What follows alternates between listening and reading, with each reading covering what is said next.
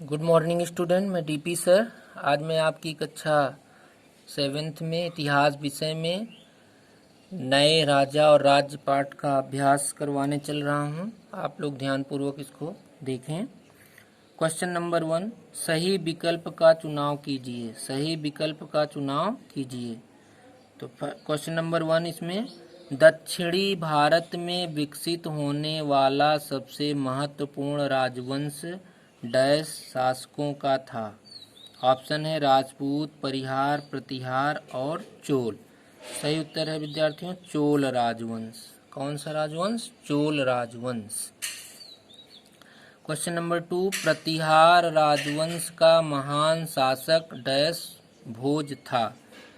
Option है गजनी, राजा राज, मिहिर, सोमेश्वर। तो सही ऑप्शन है मिहिर भोज था। मिहिर भोज था। अगला क्वेश्चन है स्टूडेंट, डैश के बीच राष्ट्रकूट राजा द्वारा कन्नौज पर आक्रमण किया गया।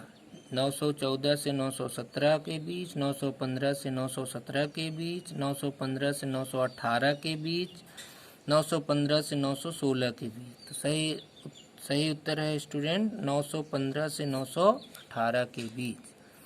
अगला क्वेश्चन है स्टूडेंट, सेन साम्राज्य का संस्थापक डैश था।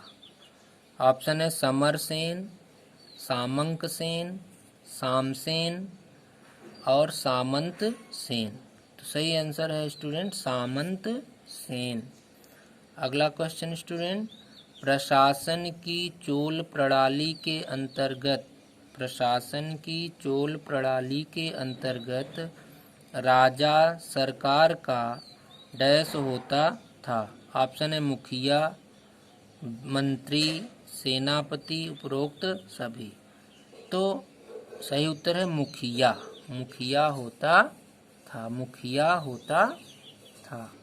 अगला क्वेश्चन है स्टूडेंट, रिक्त स्थान की पूर्ति या रिक्त स्थान भरिए। पहला क्वेश्चन है डैश खाली जगह घाटी में कन्नौज एक ऐसा क्षेत्र था जिसने कई शताब्दियों तक त्रिदलीय संघर्ष को जन्म दिया। कह रहा है घाटी में कन्नौज एक ऐसा क्षेत्र था जिसने कई शताब्दियों तक त्रिदलीय संघर्ष को जन्म दिया। तो कौन सी घाटी में स्टूडेंट? तो सही उत्तर है गंगा घाटी। गंगा घाटी। गंगा घाटी। नेक्स्ट क्वेश्चन, डैश राजवंश का महान शासक मिहिर भोज था। मिहिर भोज किस राजवंश का महान शासक था स्टूडेंट? प्रतिहार। प्रतिहार राजवंश का। प्रतिहार राजवंश का महान शासक कौन था? मिहिर भोज। अगला क्वेश्चन स्टूडेंट, प्रारंभिक मध्यकाल के सभी डैश राजवंशों ने अपने क्षेत्र को प्रभावित किया। प्रारंभिक मध्यकाल के सभी डैश राजवंशों ने अपने क्षेत्र को प्रभावित किया। तो सभी सत्तारूढ़ राजवंशों ने, सत्तारूढ़ यानी जो सत्ता पर काबिज थे, उस समय जो शासन कर रहे थे। अगला क्वेश्चन स्टूडेंट, डैश शताब्दी के मध्य उभरने वाला सबसे महत्वपूर्ण राजवंश डैश का था। तो उत्तर में कह रहा है 7 शताब्दी यानी किसी शताब्दी का नाम ले रहा है। तो नौवीं शताब्दी के मध्य उभरने वाला सबसे महत्वपूर्ण राजवंश कौन सा था? चोल का। किसका था? चोलों का था। चोलों का। अगला क्वेश्चन, चोल कला और डैश का इतिहास मंदिरों के निर्माण से शुरू हुआ। तो कह रहा है चोल कला और डैश, तो इसमें क्या बनाएगा स्टूडेंट? वास्तुकला। वास्तुकला का इतिहास मंदिरों के निर्माण से शुरू हुआ। चोल कला और वास्तुकला का इतिहास मंदिरों के निर्माण से शुरू हुआ।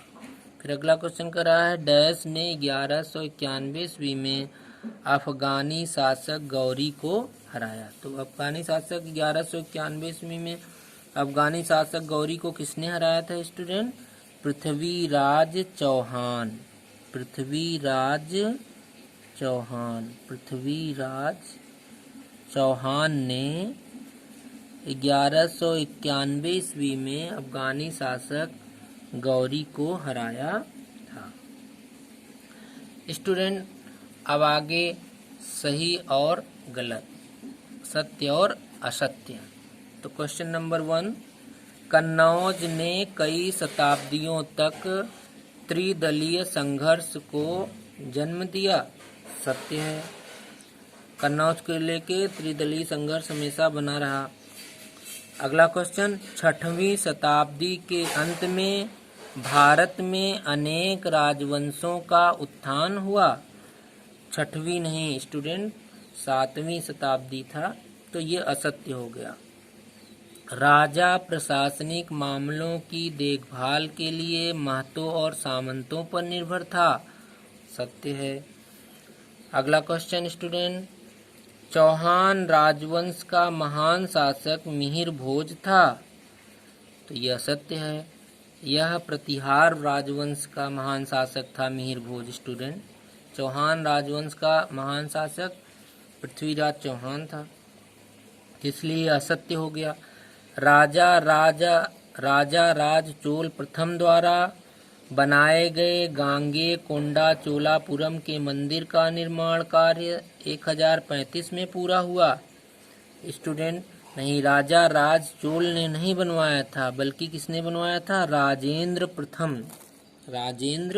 प्रथम ने बनवाया था, इसलिए असत्य हो गया। इसलिए यह असत्य हो गया।